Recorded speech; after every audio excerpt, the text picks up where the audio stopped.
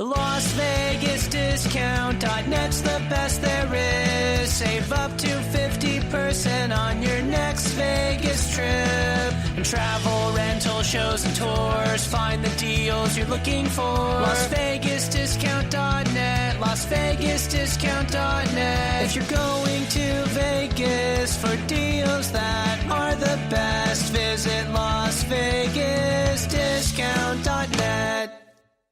Are you a real estate agent, realtor, investor, or are you in the real estate business and you need new listings and deals? We have a solution for you, and that solution has guaranteed results. How much would you pay to get face-to-face with a homeowner that wants to sell their home? What if you also got their email address and daytime phone number? And what if this homeowner also scheduled you to come to their door at a set time to meet with you? Sound too good to be true? It isn't. And it is 100% guaranteed for you to meet face-to-face with a real homeowner who really needs to sell their home. Not only will you get this remarkable contact system and its 100% guarantee at no additional charge, you will get weekly coaching, documents, and training on how to get that homeowner and convert them into a new listing. When you purchase, you'll also get a one-on-one walkthrough so that you can start using the system today. Visit www.thelistingmonster.com. That's www.thelistingmonster.com. Or call Diana Ortiz at 213-706-0040. Stop wasting time the old way. Use a monster and get actual results today.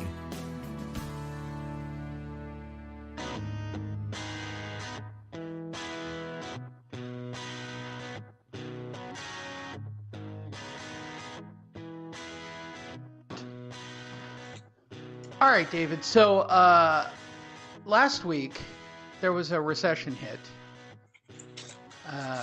And now I have been reading articles that we are a year away from total, complete collapse of the market. I just thought I'd get your feedback on that. Well, I haven't seen any evidence of that, frankly. So neither have I. But there was a whole lot of talk last week about it. I'd love to know the premise. Okay, so the premise is everything's healthy, and the stock market took a dip, and everybody's comparing it to sort of 2005. And a couple of insiders are saying this is exactly what it looked like. If the Fed doesn't cool down the market and raise the interest rate even more, the market's going to overheat and collapse from its own weight. It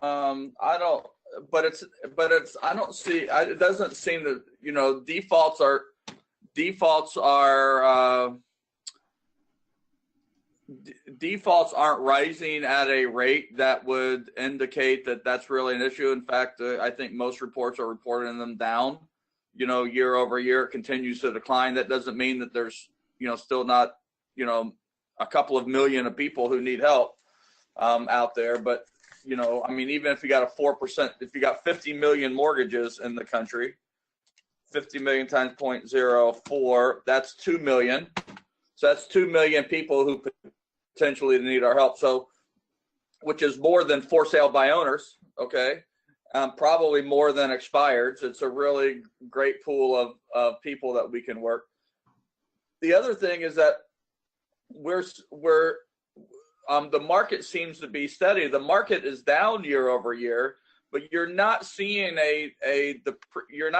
we haven't seen a big run up in prices. We haven't seen a big decline. We haven't seen an abundance of inventory. I think the things that you really have to work on is really price reductions. That when the market really starts moving down, I mean, it's not really even dipping down. Some of the higher end stuff is sideways, flat to down. But the under $700,000 market could rise another 5, 6, 7% this year. So I don't see any of the indicators. The interest rate changes are only affecting those sellers that are probably in the higher end, 750, 800. It is pricing some buyers out of the marketplace. But in my county, Ventura County, primarily it's only 30% of people can afford a median price home. So what's that mean? 29% are going to be able to buy it. So I just don't agree with a total collapse of the market. I have no trepidation about buying or investing in real estate right now. I'm at a place where I need to decide if I'm going to sell or keep my house personally, and I'm keeping it because I don't feel like we're at the top of the market. I think that we're going to see a more normal growth rate to here. I think that what some people are doing is looking at some statistical analysis, and they're seeing that we're at a 10-year cycle. We're at the 2007-8 highs, and they're saying, "Oh no, we're going to hit that resistance level, and it's going to push it back down." But there doesn't. The circumstances around that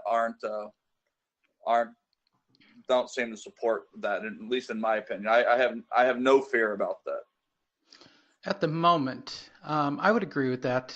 I just wonder what happens if the market starts to devalue for whatever reason, be it the tax plan, be it cool off with the market in general because it becomes outpriced.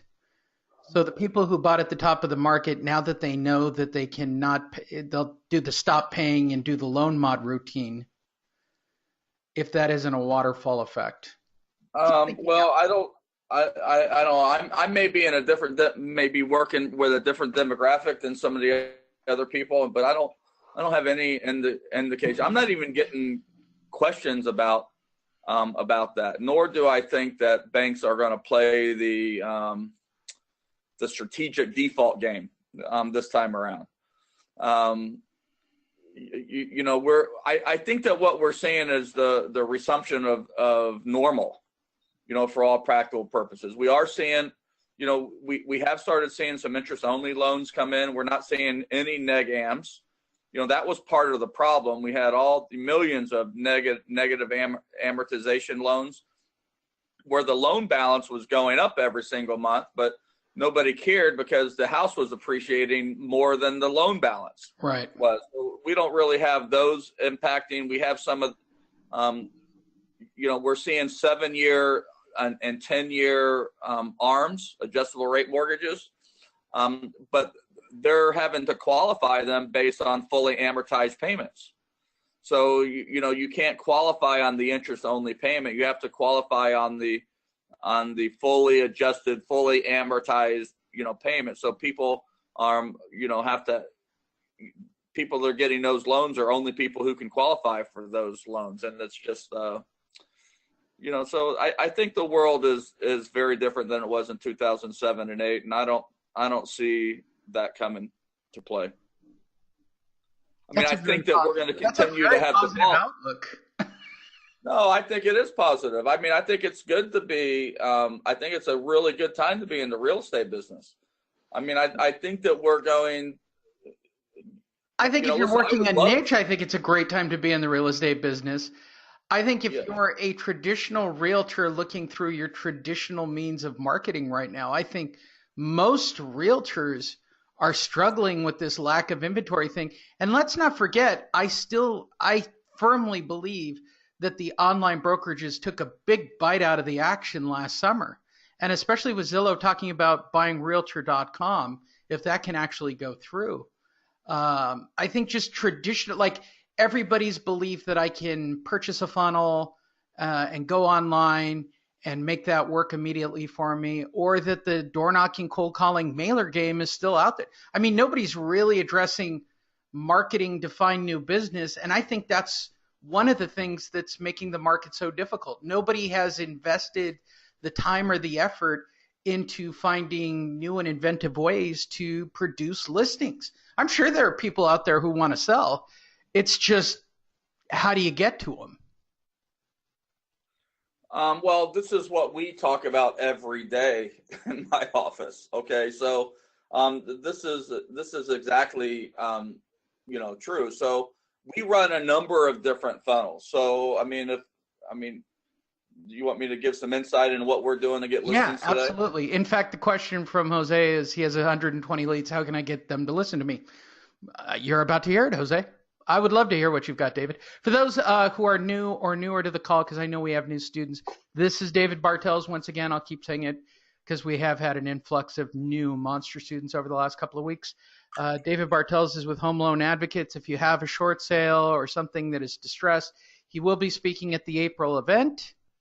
You can reach him at David at Home Loan Advocates. Please continue, David. All right, so we run a number of funnels. So let me start with why everyone's here, and that is a monster funnel. So right.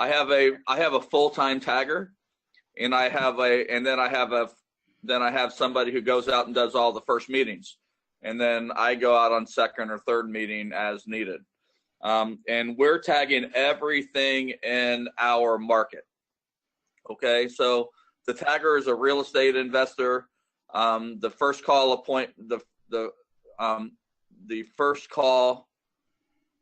person is an agent / investor, and both of them get paid on straight commission, and so everybody is incented to succeed. So we're putting 20 or so tags out a week. We're going on 3, 4, 5 appointments every single week, and we have a number of short sales that go in. So here's the number one way that I get new business. You guys ready for this? Brace yourself. Signs in the yard. Yeah. Yeah. I mean, that's the only thing that I haven't really heard. As you know, for those of you who don't know, I'm obsessed with marketing in general, but real estate marketing specifically. And there's no talk of the power of signs. There's like literally you should drive around and just ask people to plant your sign in yards. Yeah, so, I love short sales. I mean, and I don't know who called them short sales, but, they're not short, right? So, but I love short sales. And one of the reasons I love them is that I get to have my sign in the yard for a really long time. That's one reason. Right. That I do. And what happens is that we get the impact of people seeing our sign and calling us and asking us some information. And those signs and short sale signs when generate a lot of calls from buyers that we convert. So our whole theory around here in my office, and I know Lee talked about Home Loan Advocates, but I also own Help You Sell Full Service Realty, which is up here in Ventura, and we're a top 10 listing company in our market. So we sell 1 or 2 houses a week is what our little team does. So the bottom line here is that signs generate business. So our goal here is that for every listing we get, short sale or other, is to generate 2 other transactions. So the perfect world, that would be 1 seller transaction and 1 other buyer transaction. So how do we do that? So first of all, we got to identify people, that have a high probability of buying. Distressed property is one of them. So we tag them. We go on the first meeting. We go on the second meeting. We help them get a loan mod. They can't get approved for a loan mod. We list their house. Okay. It happens like that over and over and over and over again. We put a sign in the yard and we market it to our investors. We submit it. Sometimes we do an open house. Sometimes, and so when we do the open house, I hire a guy and you don't have to hire a guy, but we put 15 to 20 open house signs. Now I spent about $150,000 in marketing last year. Okay. And I'm spending a lot less this year. And the reason I'm spending a lot less this year is of all the internet marketing I did, all the Facebook ads I did, all the, the crazy the TV that I did, all that stuff that I did not yield the results. When I looked at what was generating our business, it came from 3 things. It came from referrals, it came from open houses, and it came from signs. So I just, and signs include the open house signs. So we just, when we're doing an open house, it has nothing to do with selling that house. has everything to do with generating new business, buyers and sellers. In fact, open houses are such an important strategy.